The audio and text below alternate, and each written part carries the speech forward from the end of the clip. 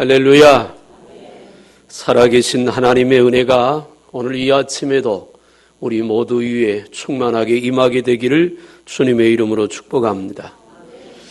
봄 가뭄이 참 길었었는데 그래도 다행히 비가 와서 얼마나 다행인지 모르겠어요. 비가 오면 그동안에 좀 자라는데 어려웠던 식물들이 부쩍 클 것 같은 생각이 듭니다. 오늘 우리에게도 하나님의 은혜가 더 충만해져서 하나님이 기쁘시게 하는 아름다운 삶이 되기를 축복합니다. 우리 옆에 분들하고 손 꼭 한번 잡고 서로 인사 한번 했으면 좋겠어요. 얼굴 보시면서 이렇게 인사하세요. 오늘도 얼굴 보게 돼서 너무 고맙고 감사합니다. 평생 주 앞에서 함께 했으면 좋겠습니다. 말씀을 통해 은혜 받고 새 힘 얻읍시다. 사랑하고 축복합니다. 할렐루야. 네, 고맙습니다. 지금 대한민국은 세월호 사건 때문에 많은 아픔을 겪고 있습니다. 아직도 보도되는 뉴스를 바라보면 눈물이 흐르고 안타까움 때문에 가슴이 아픕니다. 이제까지 있었던 많은 일들 중에 아마 가장 마음이 아프지 않은가 하는 생각을 하게 됩니다. 그런데 그 세월호 사건을 일어날 수밖에 없도록 원인을 제공한 단체가 구원파라고 하는 이단이 그 배경이 있다고 하는 데는 이미 뉴스의 보도를 통해서 잘 압니다. 아주 오래전에 오대양 사건을 일으켰던 그 구원파가 원래 구원파를 만들었던 사람이 권신찬이라고 하는 사람입니다. 그 권신찬의 사위가 유병헌 씨입니다. 그리고 그 구원파에는 세 종류가 있는데 이번에 문제가 된 유병헌 씨가 교주로 있는 복음침례교회가 있고 예산에도 가면 많이 있습니다만 대전을 중심으로 충남 쪽에서 활동하는 예수교 침례교회가 있습니다. 그걸 박옥수파라 그렇게 말을 합니다. 그 다음에 또 하나 분류가 있는데 이찬인가 제가 이름을 헷갈리는데 이 세 종류로 구원파가 나뉘어집니다. 그런데 모든 사이비 종교, 이단이 그렇듯이 그들이 주장하는 것은 보편적인 것 같지만 결국 목표는 교주의 탐욕입니다. 돈과 연결이 돼 있고 그래서 거기에 모여오는 사람들을 돈벌이의 수단 정도로 여기는 그런 결과가 이번에도 심각하게 문제로 대두가 됩니다. 한국에는 종교의 자유가 있기 때문에 누가 누구를 착취해도 본인들이 문제를 제기하지 않으면 터치할 수가 없는 그런 법적인 문제가 있게 되죠. 그런데 구원파의 교리 중에 이번에 그 선장하고 선원들이 배를 다 버리고 그냥 뛰쳐나온 이유가 그 구원파 교리의 교리 내용을 보면 그도 그럴 수밖에 없다. 너무나 나쁜 일이지만 너무나 잘못된 행동이지만 그들이 추종하는 구원파 교리를 보면 그렇구나라고 생각할 수도 있게 됩니다. 구원파 교리는 뭐냐면 자기들에게 들어오면 자기들에게 소속되면 그들만 구원받는다는 말입니다. 우리도 예수 믿어야 구원받습니다. 아무리 세상적으로 훌륭하고 똑똑한 사람도 예수를 믿지 않으면 구원받지 못하다고 하는 것은 똑같은 의미에서 받을 수 있습니다. 그러나 그 선장이나 이런 선원들이 다 구원파에 속한 사람들인데 그들이 거기에 승객들을 버리고 나온 데는 이런 배경이 있습니다. 자기들에게 들어오지 않았으니까 그들은 죽어도 나와 상관이 없다는 논리가 그 배경에 깔려 있습니다. 결국엔 무서운 거지요. 우리하고 다른 것은 우리는 만약에 우리가 그 지경에 처하면 우리는 그들을 어떻게든지 살리려고 해야 하고 살렸어야 합니다. 왜냐하면 예수를 안 믿기 때문에 더더욱 살려야 합니다. 살려서 예수 믿게 해서 구원시켜야 되기 때문에 그렇습니다. 그러나 그 사람들 머릿속에는 그것입니다. 우리에게 들어오지 않았고 속하지 않았기 때문에 죽어도 괜찮다는 겁니다. 구원받은 우리만 살면 된다라고 하는 교리가 구원파의 교리 중에 잘못된 그런 부분들이 있습니다. 그래서 그들은 아무렇지도 않게 배를 버려두고 자기들만 살겠다고 뛰쳐나올 수가 있었던 원인이 거기 있습니다. 이단들의 교리는 지극히 이기적입니다. 자기들만 생각하는 독선적인 부분이 있습니다. 그래서 이단에 미혹되면 심각한 문제를 가지고 오는 겁니다. 부모도 못 알아보고 또 형제도 알아보지 못하고 오직 자기들만의 주장에 빠져서 아무런 분별력을 갖지 못하는 것이 이단들의 모습입니다. 또 하나 이번 사건을 보면서 사람들이 얼마나 악하다 하는 것을, 얼마나 죄가 사람들의 마음속에 자리 잡고 있는가를 보게 됩니다. 극단적인 이기주의잖아요. 나만 살겠다고 하는 것. 모두를 생각하지 못하고 나만 생각하는 그런 모습들 속에서 누구 하나 책임지지 않고 서로 탓하는 데는 습관이 돼 있어서 잘하면서도 내가 잘못했다고 스스로 나서는 사람은 없는 것이 현실의 모습이기도 하고, 그런가 하면 국가 시스템이 얼마나 답답한가 하는, 공무원 사회의 심각한 복지부동이 이 나라에 뿌리 깊게 자리 잡고 있다는 것도 우리에게 보여주고 있습니다. 많은 사람들이 외칩니다. 이제는 다시 그런 사건이 일어나지 않아야 된다고. 말 그대로 그런 사건은 다시는 일어나서는 안 됩니다. 그런데 그럼에도 불구하고 일부에서는 낙심한 소리가 또 들려옵니다. 아마 3, 4개월만 지나면 다 잊어버릴 것이라고. 여러분, 우리는 적어도 예수 믿는 우리만큼은 우리가 해야 될 일, 우리 자리에서 우리가 지켜야 될 그 자리, 이런 것들을 책임을 다해서 감당하는 우리 모두가 될 수 있으면 좋겠습니다. 저는 이런 생각을, 설교를 준비하면서 이런 생각을 해보았습니다. 이제는 슬픔을 끝낼 때가 됐다. 끝내야 된다. 자식들을 차가운 물속에 아직도 시신도 찾지 못하는 그 부모들의 가슴은 미어집니다. 누구도 그 마음을 이해할 사람은 없을 겁니다. 아무것도 보이지 않고 오직 그거 하나만 보이기 때문에 그렇습니다. 어떤 말로도 어떤 것으로도 그 마음의 위로가 될 수 없을 것입니다. 그건 분명히 맞습니다. 어쩌면 평생 그 아픔을 가지고 갈 것이고 그 슬픔을 가지고 평생 불행하게 살아야 될 것입니다. 그러나 대한민국이라고 하는 큰 나라를 볼 때 이제는 슬픔에서 벗어날 때도 됐습니다. 방향 전환이 필요하다고 하는 것입니다. 아무리 나라가 불행하고 어렵고 힘들어도 그래도 예수 믿는 우리에게는 살아계신 하나님 계시니까 그 하나님 부여잡고 이 슬픈 마음 다 잡고 일어서야 합니다. 이 슬픔이 계속되면 더 불행한 일이 계속해서 일어날 것입니다. 극단적인 슬픔이 지속되면 극단적인 결정을 하고 그런 선택을 할 개연성이 앞으로도 많이 있기 때문에 그렇습니다. 다시 분위기를 바꿔서 소망을 갖고 힘들지만 일어서려고 하는 적극적인 열정이 우리 교회 안에서부터 다시 일어나야 될 것이라고 생각을 합니다. 너무 아프고 힘들지만 그래도 이제는 그 슬픔을 이길 때가 됐다는 것이죠. 슬픔이 지속되는 것은 하나님이 기뻐하는 일도 아닐 것입니다. 그 슬픔을 이기는 것이 하나님의 뜻이고 살아계신 하나님을 붙들고 다시 한번 자리를 박차고 일어나는 것이 우리를 향하신 하나님의 바람이기도 할 것입니다.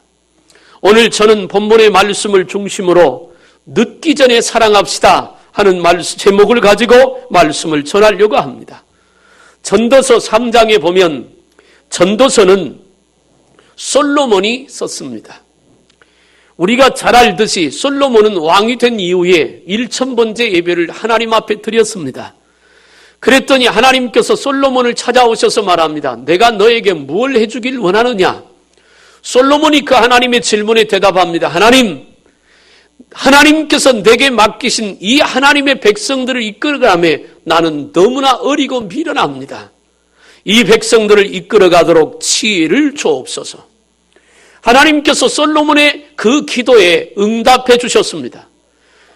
다른 사람들은 목숨 오래 살기를 구하고 다른 사람들은 부귀와 영화를 구하는데 너는 하나님의 백성을 바로 이끌어가기 위한 지혜를 구했으니 내가 너에게 전무후무한 이제까지 살았던 사람 중에 앞으로 살 사람 중에도 너만한 지혜가 없도록 전무후무한 지혜를 너에게 주리라. 그리고 내가 구하지 않았지만 부귀와 영화도 너에게 허락할 것이다. 그래서 하나님께서 솔로몬에게 전무후무한 지혜를 주셨습니다. 그리고 부귀와 영화도 주셨습니다. 그런데 그 솔로몬이 지혜를 가지고 나라를 잘 다스리고 하나님의 영광을 이루었습니다. 주변의 모든 나라들이 솔로몬 앞에 와서 금은 보석을 싣고 와서 솔로몬과 대화하기를 원했고 얼굴을 보기 원했습니다. 나라가 부강하고 잘 살고 주변 나라들이 솔로몬에게 와서 굽슬거리니까 솔로몬 마음속에 교만이 들어가기 시작합니다. 그래서 그 중반이 넘어 말년으로 가면서 하나님을 배반하고 우상을 섬기고 하나님을 떠나게 됩니다. 그야말로 솔로몬은 극과 극이었습니다. 최고로 하나님을 섬겨봤습니다. 하나님 주시는 지혜로 최고의 나라를 만들어봤습니다. 그리고 하나님이 주신 축복을 가지고 마음껏 하고 싶은 거 다 해봤습니다. 솔로몬은 그렇게 다 해봤고 그런가 하면 그것 때문에 교만해서 솔로몬은 하나님을 떠나 죄 가운데 빠지기도 했습니다. 결국 그것 때문에 하나님께서 솔로몬을 심판하시게 됩니다. 그 솔로몬의 말년에 그가 모든 것을 다 겪어보고 보통 사람들이 겪는 것 이상의 것들을 겪어보고 그 말년에 죽기 전에 회개하고 하나님 앞에 돌아와서 쓴 책이 전도서입니다. 그 전도서 3장에 솔로몬은 이렇게 말합니다. 범사에 기한이 있고 때가 있다. 모든 것을 내가 다 누려봤지만 헛되고 헛되도 다른 것입니다. 부귀와도 영화도 누려봤고 뛰어난 지혜를 갖고 나라를 다스려보고 하고 싶은 거 다 해보고 누려보고 싶은 거 다 누려봤지만 그러나 결국 그것들도 헛되더라. 그러면서 그가 말합니다. 내 인생에 가장 큰 즐거움이 있었는데 돈이 많은 것이 아니고 지식이 풍성한 것도 아니고 지혜가 많은 것도 아니더라. 오직 하나 내 인생에 가장 행복하고 즐거울 때가 있었는데 그것은 하나님을 섬기는 것이었다. 솔로몬은 그렇게 고백하고 있어요. 그러면서 전도서 3장에 말합니다. 범사에 기한이 있고 때가 있다. 범사에 기한이 있더라. 사람이 태어날 때가 있으면 하나님이 정한 기한이 있더라. 어떤 일을 시작하면 그 일의 시작이 있으면 끝날 때 그 기한이 있더라. 우리 인생에는 기한이 있는 겁니다. 지금 태어나서 건강한 모습으로 사니까 내가 영원히 살까? 아닙니다. 우리 인생에는 기한이 있습니다. 어떤 사람은 그 인생의 기한이 짧은 사람이 있고 불행하게도 이번 세월호 사건 때문에 죽어가는 300명이 넘는 그 사람들의 인생은 그만큼의 기한이 있는 겁니다. 우리에게도 얼마만큼의 기한이 남아있는지 아무도 모릅니다. 범사에 기한이 있더라. 그걸 솔로몬이 말합니다. 뛰어난 장수도 있었을 것이고 뛰어난 재력가도 있지만 그들에게도 기한이 있더라. 또 하나 솔로몬이 말하고 있는 전도서 3장에서 말은 범사에 때가 있더라. 때가 있더라는 겁니다. 사랑할 때가 있으면 미워할 때가 있고 태어날 때가 있으면 죽을 때가 있고 아플 때가 있으면 건강할 때가 있고 가난할 때가 있으면 부할 때가 있고 부할 때가 있으면 가난할 때도 있더라. 그 부귀와 영화를 다 누려봤던 솔로몬이 말합니다. 범사에 기한이 있고 때가 있더라. 그 말의 배경은 이런 뜻을 갖고 있습니다. 그렇기 때문에 그 기한 안에 하나님 앞에 아름답게 서고 그 때를 붙들고 놓치지 않는 자가 복된 자라고 하는 것입니다. 사랑하는 여러분, 솔로몬의 고백뿐 아니라 오늘 우리에게도 기한이 있고 때가 있는 겁니다. 내가 건강할 때 건강을 주셨을 그 기한 안에 하나님의 영광을 위하여 살아야 하고, 내게 때가 왔을 때 그 때를 놓치지 말고 그 기회를 놓치지 않고 붙잡고 하나님께 서는 자가 복된 사람이 될 줄로 믿으시길 바랍니다. 우리에게 기회는 하나님이 정하신 기한 내에서만 기회가 주어지는 겁니다. 그래서 구원도 살아있을 때 구원할 수 있는 겁니다. 그러므로 나는 저와 여러분들이 늦기 전에, 오늘 전도서 12장 1절과 2절에 보니까 뭐뭐 하기 전에, 결국 12장 1절부터 8절의 말씀에서 말하는 것은 하나님의 심판이 있기 전에 그런 뜻입니다. 그 하나님의 심판이 있기 전에, 다시 말해서 내 인생이 끝나기 전에, 내게 주어진 기한이 끝나기 전에 그 때를 놓치지 말고 붙잡아서 늦기 전에 사랑하라고 하는 것이죠. 몇 가지를 말씀드리고 싶어요. 나는 저와 여러분들이 늦기 전에 회개할 수 있기를 주님의 이름으로 축복합니다. 오늘 1절에 말합니다. 너는 청년의 때에 너의 창조주를 기억하라. 곧 곤고한 날이 이르기 전에 나는 아무 낙이 없다고 할 해들이 가깝기 전에. 그렇습니다. 하나님의 심판이 이르기 전에 회개해야 된다고 하는 것입니다. 물론 하나님의 진노의 심판이 임했을 때라도 회개하면 좋지만, 그러나 이번 세월호 사건과 같은 경우도 그런 일을 겪으리라고 누가 알았겠습니까? 그 많은 사람들이 불행을 겪었는데 아마 그 중에는 이런 사람도 있었지 않았겠습니까?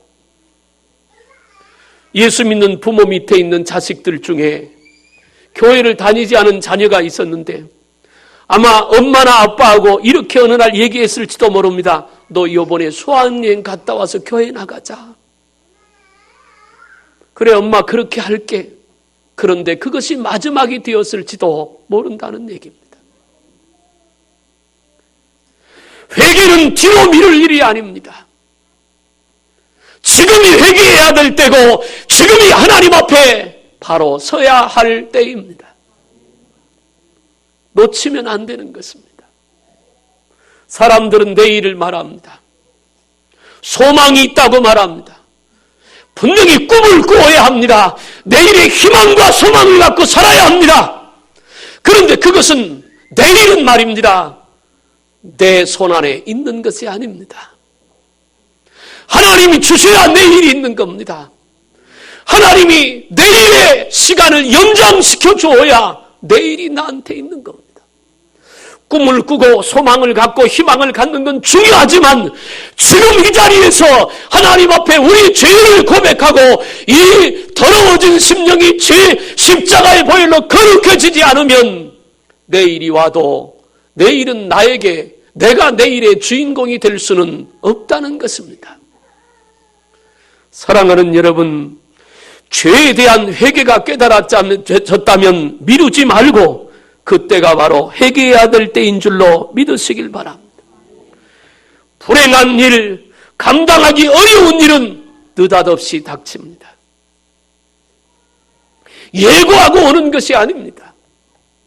언제 어느 순간에 그런 일이 다가올지 모른다는 것이죠.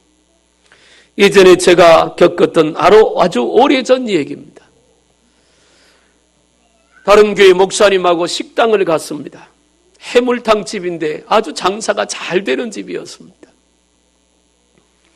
집에 가면서 그 목사님 그럽니다. 우리 교회 집사님 부부라고.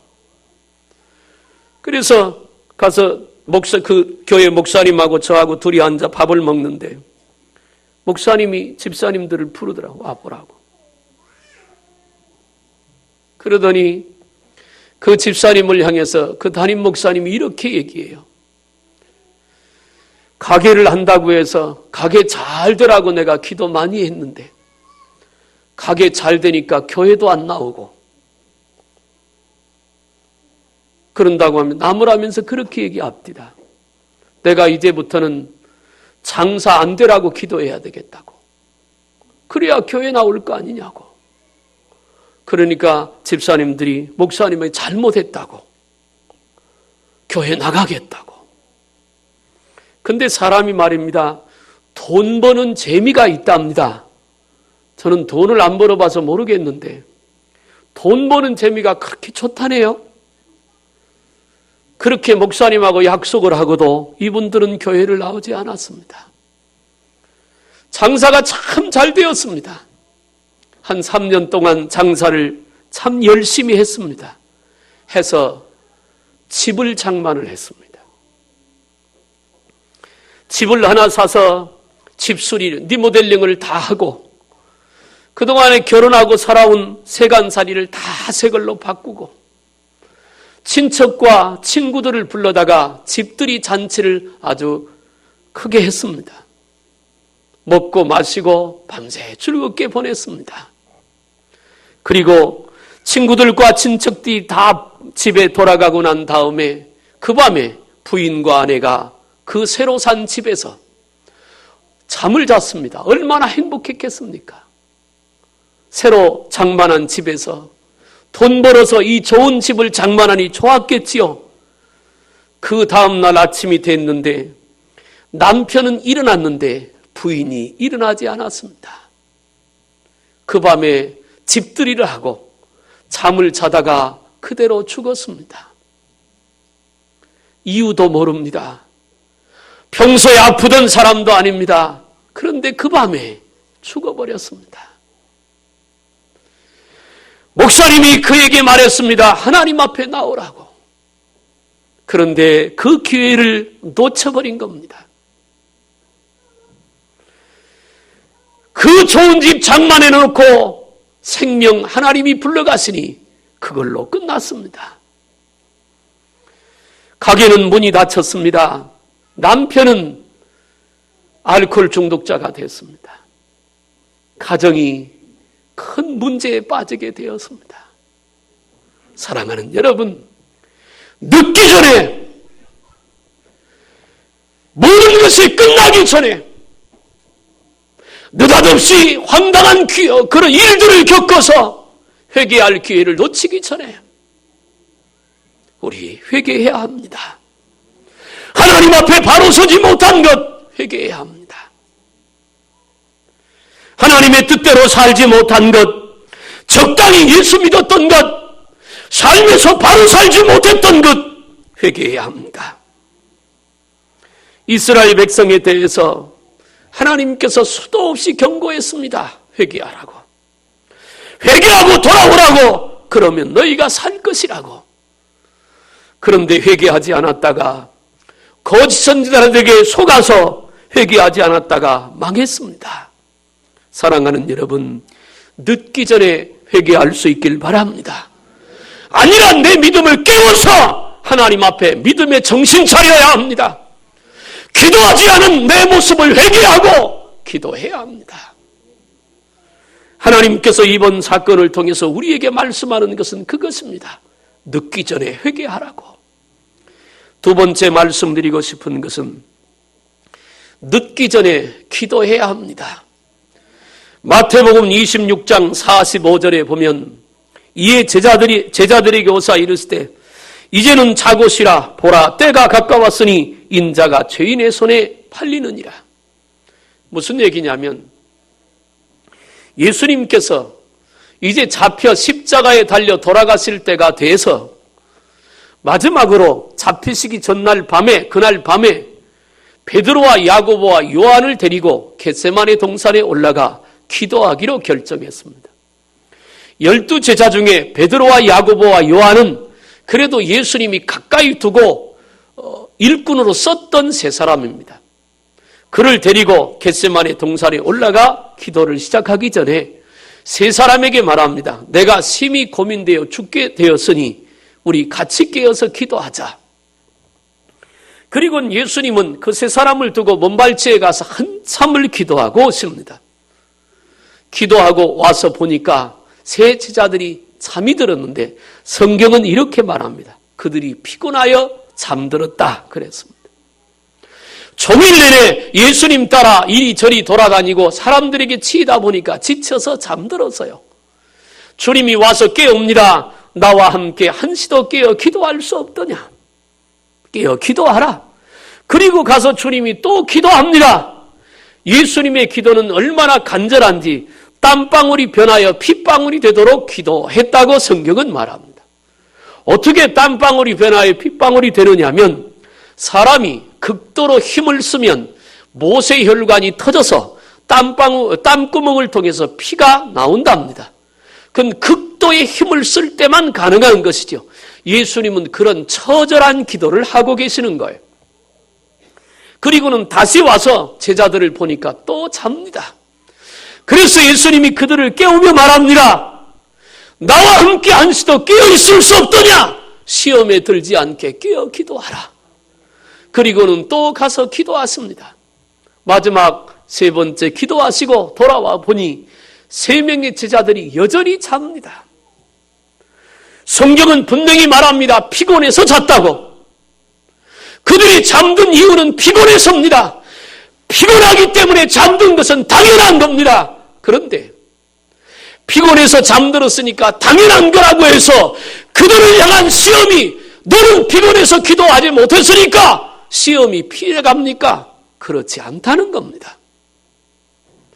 예수님이 오셔서 세 번째 오셔서 제자들을 깨우며 말합니다. 이제 자라. 때가 됐다. 인자가 잡힐 때가 됐다. 무슨 말이에요? 기도할 때가 지나갔다는 말입니다. 사랑하는 여러분, 기도할 때가 있습니다. 아무 때나 기도하는 것이 아니라 기도할 때가 있습니다. 일이 벌어지기 전에 그때가 기도할 때입니다. 느닷없이 일이 생기기 전에 그때가 바로 기도할 때입니다. 물론 일이 벌어지고 나서라도 기도하면 그나마 다행이지만 일이 벌어지기 전에 미리 기도했더라면 얼마나 좋겠습니까? 세월호에 그런 사람이 타지 않았겠어요? 내가 이번에 제주도 여행 갔다 와서 기도해야지. 그러고 맘먹고 탄 사람도 분명히 있을 것입니다. 6월절 어린 양 10번째 재앙 사건이 애굽에서 일어났을 때 이스라엘 백성들 중에 어린 양을 잡아 그 양의 피를 그릇에 담아두고 내가 오늘 밤 지나고 피곤하니까 내일쯤 문설주에 양의 피를 발라야지. 그런데 그 밤에 끝났습니다. 내일은 우리에게 보장된 것이 아닙니다. 기도는 지금 해야 하는 것입니다. 늦기 전에 기도해야 합니다. 기도하지 않으니까 감당하기 어려운 것입니다. 기도하면 준비가 되고 기도하면 깨어있게 되고 기도하면 대비하게 되니까 고난과 환난이 다가올 때 이길 수 있는 힘도 있게 될 줄로 믿으시길 바랍니다. 말한 대로 제자들이 잠든 이유가 있습니다. 피곤해서입니다. 우리 성도들의 얘기를 가끔 들어보면 다 이유가 있습니다. 집사님 새벽 예배 나와서요. 직장 때문이고 피곤해서 남편 때문이고 다 이유가 있습니다. 그래서 제가 언젠가 그랬습니다. 이유를 다 들어주다 보면 교회 한 사람도 안 남겠구나. 그래서 내가 그때부터 그거 이유 맞다. 그런데 그걸 이기는 게 믿음이라고 얘기하기 시작했습니다. 사랑하는 여러분, 늦기 전에 기도해야 합니다. 늦기 전에 기도하면 대비할 수 있게 되는 겁니다. 지나가 버리면 느닷없이 일이 벌어지고 나면 그때는 기도하기도 어렵잖아요. 그때는 기도하기도 힘들다 그 말입니다. 우리나라 속담에 호미로 막을 걸 가래로 막는다는 말이 있습니다.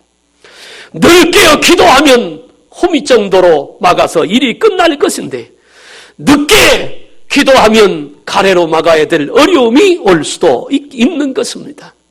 사랑하는 여러분, 기도해야 될 때가 우리에게 올 때 그 때를 놓치지 않고 기도하시길 바랍니다.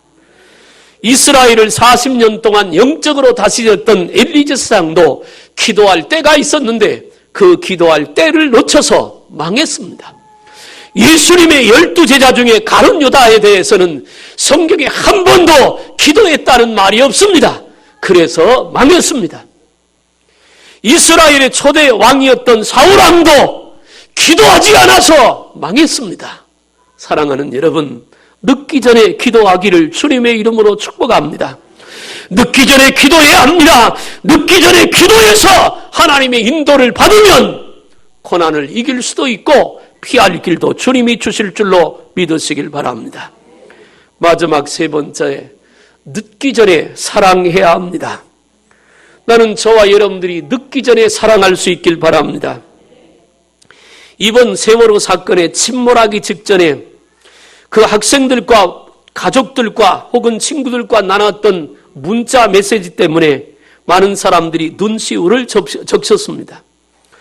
동생으로 보이는 한 학생은 9시 30분에 누나에게 문자를 보냈습니다. 누나, 배가 이상해. 그랬더니 누나가 문자를 또 보내면 응? 뭔 소리야? 그러자 동생이 또 문자를 쿵 소리가 났어. 누나 사랑해. 그동안 못해줘서 미안해. 엄마한테도 전해줘. 사랑해. 그렇게 자기의 마음을 전합니다. 이에 기겁한 누나가 무슨 소리야 그게, 전화 받아봐. 다급하게 문자를 보냈는데 동생은 또 문자를 마지막으로 보냈습니다. 3G도 잘 안 터져. 나 아빠한테 간다. 그걸로 끝났습니다.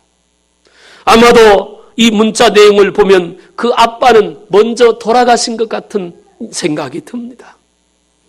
안타까운 일이에요. 엄마 사랑한다고, 그거 사랑한다는 말 전해달라고. 나 이제 아빠한테 간다고. 또 다른 학생 이렇게 말했습니다. 언니, 오늘 수학여행 간다며 잘 다녀와. 기념품 잊지 마. 사촌동생이 문자를 보냈습니다. 그 사촌동생에게 언니가 문자를 보냈습니다. 언니가 말이야, 기념품 못 사올 것 같아. 미안해. 그런 문자를 또 마지막으로 보내고 그리고는 더 이상의 소식은 없었습니다.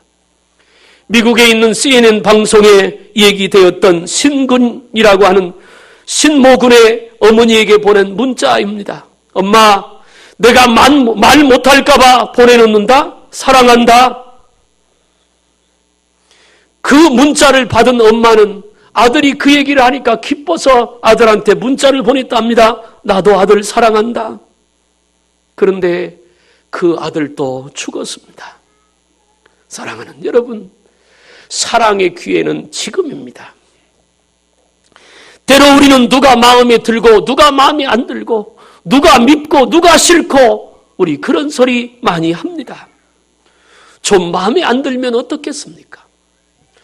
좀 부족하면 어떻겠습니까? 그래도 내 앞에 살아있는 그것이 더 소중한 것이지요.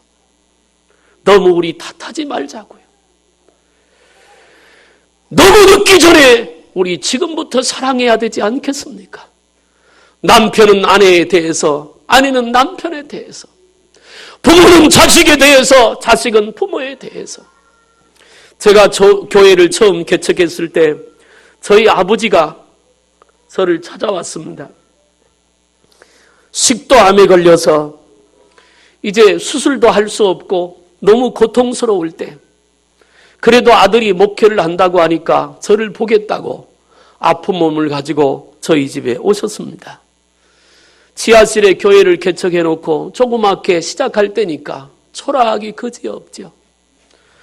그 모습을 보시면서도 안타까운 마음도 있었고 그러면서도 기쁜 마음도 있었어요. 그리고는 돌아가셔서 형 집에 가셔서 얼마 있다가 돌아가셨는데, 저는 그때 그런 생각을 해봤어요. 내가 좀 더 목회를 잘했더라면 아버지에게 조금이라도 더 기쁨을 드렸을 것을. 후회해도 소용이 없어요. 시간은 금방 지나갑니다. 사랑할 수 있는 시간도 금방 지나가는 거예요. 늦기 전에 사랑해야 합니다.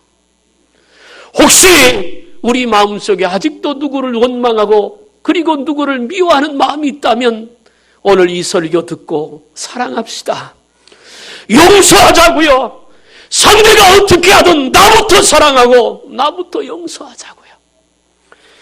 요한일서 4장 19절에는 이렇게 말합니다. 우리가 사랑하면 그가 먼저 우리를 사랑하셨습니다. 베드로전서 4장 8절은 무엇보다도 뜨겁게 서로 사랑할지 사랑은 허다한 죄를 덮느니라. 그렇습니다. 자식의 시신이라도 찾았음 하고 바닷가에서 지금 이 순간에도 가슴을 쥐어 뜯고 통곡하고 있는 그 부모들의 마음, 그 부모들의 마음이 정말 아픈 이유는 너무나 어린 아이들이 죽었기 때문입니다. 앞으로 많이 사랑해주고 싶은데, 정말 잘해주고 싶은데, 정말 사랑하고 싶은데 그 대상이 없어졌다는 것입니다. 그것이 너무 마음이 아픈 것이지요. 사랑하는 여러분, 그 얘기는 남의 얘기가 아닙니다. 그 얘기는 내 얘기일 수 있습니다. 내 앞에 있는 내 남편이, 내 앞에 있는 내 아내가, 내 앞에 있는 내 부모가, 내 자녀가 그 사랑 받아야 될 대상이고 나는 그 사랑을 해줘야 될 사람이잖아요. 늦기 전에 사랑해야 합니다. 기회가 다 지나가기 전에, 후회하기 전에 사랑해야 합니다. 예수 믿는 우리는 위로는 하나님을 사랑해야 되잖아요. 늦기 전에, 오늘 이 말씀을 듣고 늦기 전에 사랑하는 여러분들 되기를 주님의 이름으로 축복합니다. 늦기 전에 용서해야 합니다. 늦기 전에 받아들여야 합니다. 늦기 전에 배려해야 합니다. 그래야 후회가 없는 거죠. 기회는 지금인 것입니다. 지금이 바로 회개할 기회고, 지금이 바로 기도를 시작해야 될 때고, 지금이 바로 사랑해야 될 때입니다. 오늘 예배 마치고 집에 돌아가거든 요즘 그런 것이 유행이랍니다. 부모가 자식들을 바라보면서, 그래, 너 오늘 내 옆에 있어줘서 고맙다. 그런데 그것이 지금 한순간만 있지 말고 평생 우리 그런 마음 갖고 살아야 되잖아요. 아침에 나갔던 그 얼굴로 무사히 집에 돌아와 주는 게 얼마나 감사한 일입니까? 아침에 출근하며 나갔던 그 남편이 그 모습 그대로 건강한 모습으로 돌아와 주는 게 너무 감사한 일이잖아요. 그 마음 갖고 살면, 그 사랑 갖고 살면 왜 미워요? 왜 원수같이 생각이 되냐고요? 사랑하는 여러분, 늦기 전에 사랑하시길 바랍니다. 말씀을 마칩니다. 범사에 기한이 있고 때가 있는 겁니다. 그 때를 놓치지 말자고요. 지금이 바로 그 때입니다. 지금이 회개할 때고, 지금이 기도할 때고, 지금이 사랑할 때예요. 오늘 한번 여러분 주변에 있는 사람에게, 여러분 가족에게 오늘은 한번 그런 얘기 했으면 좋겠어요. 손 꼭 잡고 눈 바라보면서, 그동안에 사랑해 주지 못해서 미안해, 있어줘서 고맙고, 내가 이젠 정말 사랑한다, 우리 앞으로 그렇게 사랑하며 살자, 한 번쯤 얘기해 보면 좋겠습니다. 늦기 전에 사랑하는 저와 여러분들이 다 되기를 주님의 이름으로 축복합니다. 기도하겠어요. 살아계신 하나님 아버지, 너무 늦기 전에 오늘 주님 앞에 불러주셔서 회개하라고 하시니 감사하고, 너무 늦기 전에 기도하라고 하시니 감사하고, 너무 늦기 전에 사랑하라고 하니 감사합니다. 너무 늦기 전에, 하나님의 때가 다 지나가기 전에 회개하고 기도하고 사랑해서 이제부터는 사랑하며 사는 우리 모두가 되게 하여 주옵소서. 간절히 원하옵고 예수님의 이름으로 기도하옵나이다.